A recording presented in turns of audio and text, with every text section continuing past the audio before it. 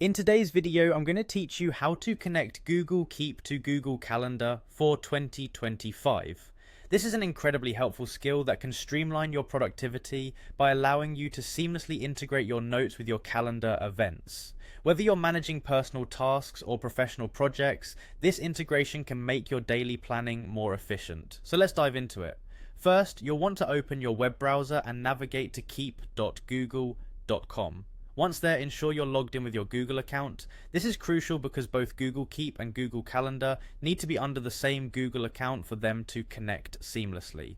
Next, head over to your Google Calendar. If you're already logged in, you can simply open a new tab and type in the calendar URL or search for Google Calendar.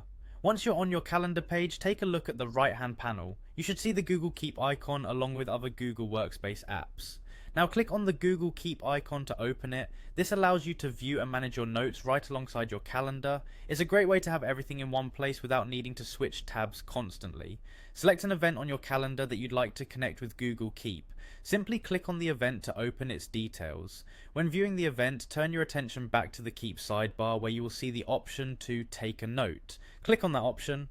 For the purposes of this tutorial, let's say we want to amend the date of our event. This is where Google Keep shines, giving you the ability to add detailed notes about changes you're making to events. Next, let's put in our Keep note title.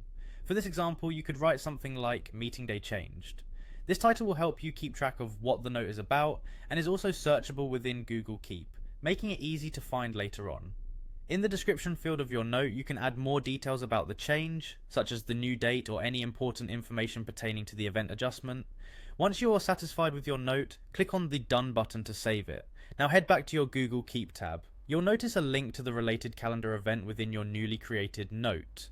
This is a powerful feature because it allows you to easily reference back to the calendar event without navigating away from your notes, ensuring all pertinent information is just a click away.